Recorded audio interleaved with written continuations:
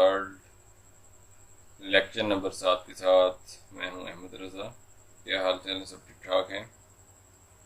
आज का जो हमारा लेक्चर है, आज हम लोगों ने देखना है कि जी हम कोई भी हमने टेक्स्ट लिखा हुआ है तो उसको हमने अलाइन किस तरह करना है, टेक्स्ट की अलाइनमेंट किस तरह करनी है, टेक्स्ट को शेड किस तरह देना है और टेक्स्ट के गिर्द कोई भी हम बॉर्डर लगाना चाहते हैं तो वो बॉर्डर किस तरह लगा सकता है।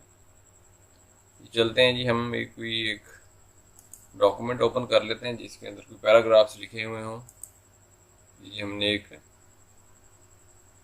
डॉक्यूमेंट ओपन कर लिया, इसको एक पैराग्राफ की शक्ल में हम बना लेते हैं। ये एक पैराग्राफ की शक्ल में हमने इसको बना लिया। ये देखिए आपके सामने एक हमने पैराग्राफ बना दिया। इसको मैं थोड़ा सा और बड़ा कर लेता हूँ। ये देखिए, इसको थोड़ा सा मैं इंक्रीज साइज कर देता हूँ ताकि अच्छी तरह नज़र आ सके सबको।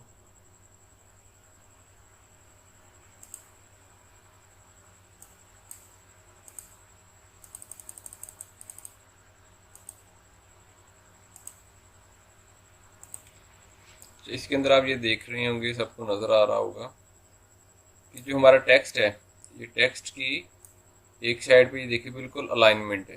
ये देखें, ये वाला टेक्स्ट बिल्कुल सीधा एक लाइन के अंदर यहाँ पर आ रहा है। हर जो इसका पैराग्राफ है दूसरे पैराग्राफ के बिल्कुल ऊपर आ रहा है। मगर इस साइड पे देखें तो क्या आपको नज़र आ रहा है कि पैराग्राफ जल्दी ख़त्म हो रहा है, कोई बड़ा है कोई छोटा है, मगर इसके अंदर कोई सीक्वेंस नहीं है, अलाइनमेंट नहीं है।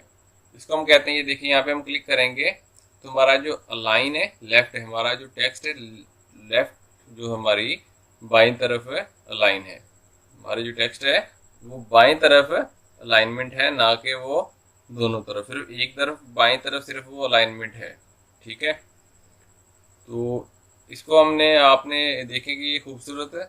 आपका जो पैराग्राफ इतना खास खूबसूरत नहीं लग रहा। जिस तरह के आप बुक्स देखते हैं, बुक्स के अंदर क्या होता है कि जो आपका पैराग्राफ होते हैं दोनों तरफ अलाइनमेंट होती है, इस राइट भी होता है और लेफ्ट साइड, दोनों साइड पे भी आपका जो पैराग्राफ होता है वो अलाइनमेंट होता है। इसके साथ ये देखें, ये छोड़ के दूसरी तरफ अगर मैं इसको क्लिक करता हूँ तो क्या होगा, इस पर क्लिक करने से ये देखें जो आपका पैराग्राफ था वो अब राइट तरफ जाके अलाइन हो गया। वो क्या हो गया, राइट साइड पर जाके अलाइन हो गया। अब लेफ्ट साइड पे क्या, आपका लेफ्ट साइड दोबारा वैसे जिस तरह वो पहले था वैसे ही हो गई है कि कोई पैराग्राफ छोटा है और कोई पैराग्राफ बड़ा है। हम चाहते हैं हम दोनों साइड्स को हमने क्या करना है जी, अलाइन करना है। हमने दोनों साइड्स को अलाइन करने के लिए क्या करेंगे, सेंटर में ये देखिए ऑप्शन यहाँ पे होगा सेंटर अलाइन, इस पर क्लिक करेंगे तो ये बिल्कुल आपके सेंटर पे आ जाए। मगर इस साइड पे भी अब अलाइनमेंट खत्म होगी और इस साइड पर भी अलाइनमेंट खत्म हो गई है।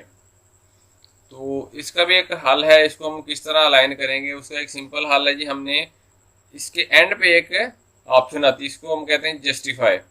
जब इसके ऊपर क्लिक करेंगे तो जस्टिफाई पे क्या होगा, ये देखें आपका जो पैराग्राफ था इस साइड से भी अलाइन हो गया और इस साइड से भी अलाइन, दोनों तरफ से वो आपका पैराग्राफ अलाइन हो चुका है। ये देखने में भी खूबसूरत लग रहा है और आपका वो जगह भी अब खूबसूरत लग रही है। अब मैं आपको दोबारा रिपीट करता हूँ। दोबारा रिपीट करने के साथ मैं आपको फिर इनकी शॉर्ट कीज के बारे में भी बताऊंगा। हम अपने कीबोर्ड के जरिए भी इसको किस तरह परफॉर्म कर सकते हैं। सबसे पहले वाली हमारी जो थी लेफ्ट अलाइन, इसको कहते हैं अलाइन लेफ्ट। इसको कीबोर्ड के जरिए हमने अगर करना है तो वो कंट्रोल एल, जब हम कंट्रोल एल प्रेस करेंगे, जो मैं कीबोर्ड से कंट्रोल एल प्रेस करूंगा, ये देखें कंट्रोल एल, जैसे मैंने कंट्रोल एल प्रेस किया तो क्या हुआ, हमारा जो टेक्स्ट है वो लेफ्ट साइड पर जाके अलाइनमेंट हो गया है। उसके बाद हमने इसको राइट साइड पर अगर हमने अलाइनमेंट देनी थी तो उस पर हमने क्या करना है जी, कंट्रोल आर। जैसे ही मैं अपने कीबोर्ड से कंट्रोल आर प्रेस किया, ये देखें जो हमारा टेक्स्ट था वो क्या हो गया, वो राइट साइड पर जाकर अलाइनमेंट हो गया। तो अगर हमने इसको सेंटर पे करना है तो कंट्रोल ई प्रेस करेंगे। सी इसलिए प्रेस नहीं करेंगे, सेंटर के लिए तो सी आता है, मगर हम कंट्रोल सी कॉपी की कमांड के लिए यूज करते हैं। तो सी के बाद सेंटर में ई आता है, तो इसलिए फिर हमने कंट्रोल ई, सेंटर में टेक्स्ट को लेके आने के लिए कंट्रोल ई की कमांड दी जाती है। देखिए कंट्रोल ई प्रेस किया मैंने तो आपका जो टेक्स्ट है वो सेंटर में आ गया। अच्छा, जो सेंटर वाली जो कमांड है, सम टाइम में हम क्या करते हैं जी, हमने ये टेक्स्ट मैंने राइट पर लिखा हुआ है तो कुछ बच्चे क्या करते हैं जी, इसको स्पेस के जरिए आगे लेके जाने की कोशिश करते हैं। जैसे स्पेस में लेके जाके इसको सेंटर में अपनी तरफ से सेंटर में लेके आते हैं, मगर जब हम इसकी पेज की फॉर्मेटिंग का बार बार चेंज करते हैं तो वो सेंटर में एग्जैक्टली सेंटर में आपकी जो लोकेशन पर टेक्स्ट नहीं आया होता।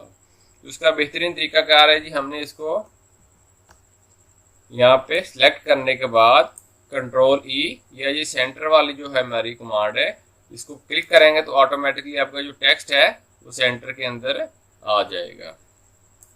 बाकी जो था हमने इसको किया था जी, सिलेक्ट करने के बाद जस्टिफाई किया था। जस्टिफाई पे जब हमने इस पे क्लिक किया तो क्या होगा जस्टिफाई से जी, ये देखें जस्टिफाई से हमारा जो टेक्स्ट था वो बिल्कुल दोनों साइड से अलाइन हो चुका है। ठीक है, ये हमने इस पे जस्टिफाई की कमांड सीखी है। अच्छा, इसके बाद जी हम चाहते हैं कि ये देखें आपकी जो लाइंस हैं, ये वाली और ये दोनों लाइंस के दरमियान स्पेस कम है। हम चाहते हैं इस स्पेस को ज़्यादा कर लें या इसे भी कम करना चाहते हैं, क्योंकि हमारा जो ये टेक्स्ट है वो पढ़ने में आसानी हमें हो, इसलिए हम चाहते हैं इन दोनों के दरमियान जो लाइन सब लाइन्स के दरमियान एक स्पेस हमारा फासला ज़्यादा हो जाए। तो इसके लिए एक यहाँ पे देखें पैराग्राफ के ऊपर ये निशान बना हुआ है, इस पर हम क्लिक करेंगे तो यहाँ पे डिफरेंट आपको नज़र आ रहे 1.0, 1.15, 1.5, 2, 2.5, 3। मैं जिस चीज़ पे लेके आ रहा हूँ साथ साथ उसकी स्पेस बढ़ती है। अब ये देखें लाइन्स के दरमियान एक स्पेस आ गई है, लाइन के दरमियान एक स्पेस आ गई है। अमूमन जो 1.15 या 1.5 तक ही होती है, यहाँ तक आप आम डॉक्यूमेंट्स के अंदर स्पेस दे सकते हैं। तो ये तो हमने माउस के ज़रिए क्लिक किया। अगर मैं चाहता हूँ कि मैंने इसको कीबोर्ड के ज़रिए करना है, कीबोर्ड के ज़रिए करने के लिए हम क्या करेंगे, कंट्रोल 1 प्रेस करते हैं। अगर हम कंट्रोल 1 प्रेस करते हैं तो इसे एक दफ़ा हमारे पास स्पेस आएगी। अगर कंट्रोल 2 प्रेस करेंगे तो ये देखें कंट्रोल 2 प्रेस किया तो स्पेस हमारी ज़्यादा होगी। अगर मैं कंट्रोल 5 प्रेस करूँगा तो 1.5 वाली स्पेस हमारे पास ऑटोमेटिकली आ जाएगी। ये हमारी इनकी शॉर्ट कीज़ है जिसके ज़रिए हमने स्पेस को लाइंस के दरमियान एडजस्टमेंट कर दी है। समटाइम हमें ज़रूरत नहीं होती, हम चाहते हैं कि स्पेस तो है, हम स्पेस को कम करना चाहते हैं या बिल्कुल ही ख़त्म करना चाहते हैं। तो उसके लिए ऑप्शन होती है कि जहाँ पे हमने पहले जाके स्पेस दी थी उस पर जाने के बाद यहाँ पे नीचे लिखा होगा रिमूव स्पेस आफ्टर पैराग्राफ। हमने क्या किया जी, रिमूव स्पेस आफ्टर पैराग्राफ के दरमियान जो आपकी स्पेस थी वो ख़त्म हो गई है। ठीक है, ऐड करना चाहें इस तरह यहाँ से हम ऐड भी कर सकते हैं। ये देखें इससे आपके पैराग्राफ के अंदर एक खूबसूरती आना शुरू हो जाती है और पढ़ने में भी आसानी हो जाती है। जब ये देखें दोनों में स्पेस हो तो ऊपर वाली लाइन ऐसी आप पढ़ सकते हैं, आप उसमें वर्ड्स मिक्सअप नहीं हो रहे होते। इसके बाद तीसरी, अब नेक्स्ट जो हमने जाना है जिनके ऊपर हमने अपने टेक्स्ट को किस तरह हाईलाइट करना है, डिफरेंट कलर के साथ किस तरह हमने हाईलाइट करना है। अच्छा, मैं यहाँ से कोई आपका जो पैराग्राफ इस पूरे को हमने सिलेक्ट कर लेते हैं। सिलेक्ट करने के बाद इसको मैं चाह रहा हूँ कि मैंने कोई शेड देना है, कोई कलर देना है।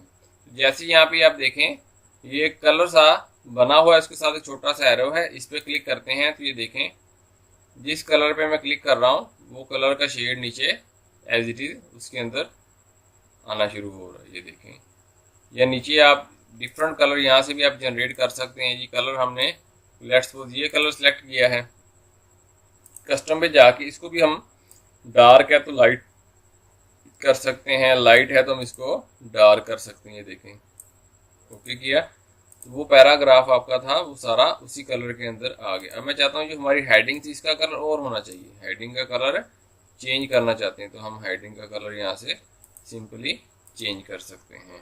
कंट्रोल Z करता हूँ, दोबारा करके दिखाता हूँ आप लोगों को। ये मैंने हेडिंग थी, हेडिंग का कलर हमने पहले यहाँ से चेंज कर लिया। अब जो नीचे वाला पैराग्राफ है इसका कलर चाह रहे हैं, इसका भी मैं 2-3 कलर्स के अंदर इसको मैं शेप चेंज करना चाह रहा हूँ इनकी।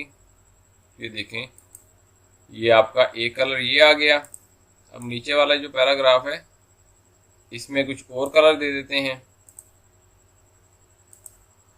जो नीचे बच गया इसको हम कुछ और कलर दे देते हैं। ये देखें,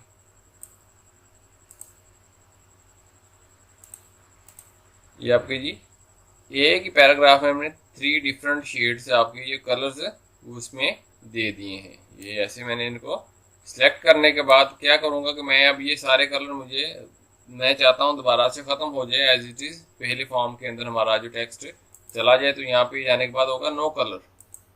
जैसे नो कलर पे क्लिक करूँगा तो वो आपका, अभी देखें मैंने डिफरेंट कलर सेलेक्ट किया था, जितना जितना सेलेक्ट किया था उस पर क्लिक करूँगा नो कलर।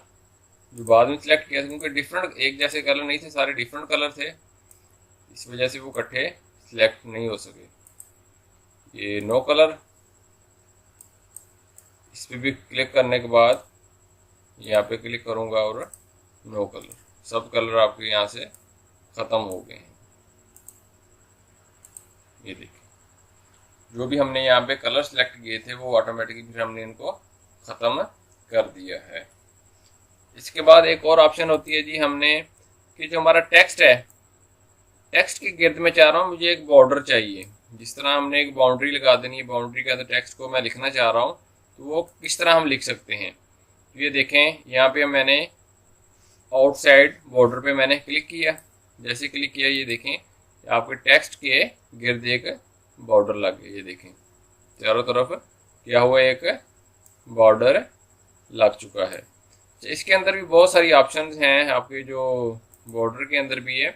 तो उसके अंदर आपने क्या करना है, इनकी शेडिंग्स होती हैं, इनके कलर्स होते हैं। अब ये हमारा बॉर्डर है, इसके अंदर डिफरेंट, हम ये वाली लाइन सेलेक्ट करना चाह रहा हूँ मैं, ये वाली डिफरेंट कलर, ये लाइन मैंने ये वाली सिलेक्ट कर ली है। फिर वो कलर पूछ रहा है आपने कलर कौन सा करना है। ये देखें इसका कलर मैंने ये वाला सिलेक्ट किया। फिर वो साइज़ पूछ रहा है कि कितनी आपकी जो मोटी लाइन होगी। जैसे मैंने सिलेक्ट किया, ये देखें आपका जो बॉर्डर था वो कलर के अंदर आ गया है और उनकी ये वाली शेप भी चेंज हो गई है।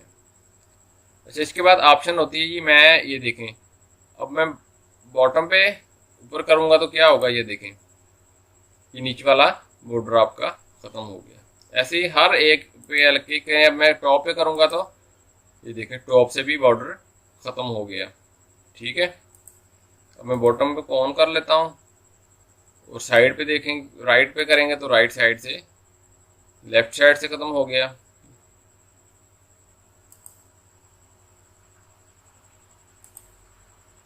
नीचे रह गया, दूसरी साइड से ख़त्म हो गया। मतलब सिंगल आप सिलेक्ट करने के बाद आप जो भी आप शेप चाहते हैं वो उसको आप ख़त्म कर सकते हैं। मैंने सब पे कर लिया। अब मैं इनके भी कलर हम डिफरेंट कर सकते हैं। सिंपल एक बॉर्डर जो सिलेक्ट करने के बाद आपने क्या करना है जी, ये वाला मैं कलर इस पर कर लेता हूँ जी। ये देखें सिलेक्ट नहीं हुआ था, दोबारा ट्राई कर लेते हैं।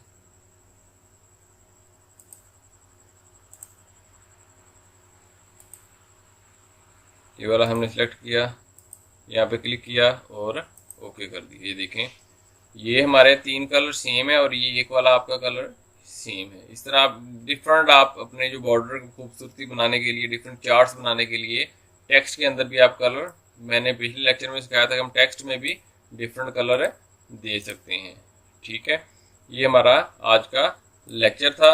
अगर आप समझते हैं कि वाकई आप लोगों ने इस लेक्चर से कुछ सीखा है तो चैनल को ज़रूर सब्सक्राइब करें, वीडियो को लाइक भी करें और अपने सोशल सर्कल के अंदर ये वीडियोस लाजमी शेयर करें ताकि ज़्यादा से ज़्यादा लोग इस चीज़ को सीख सकें।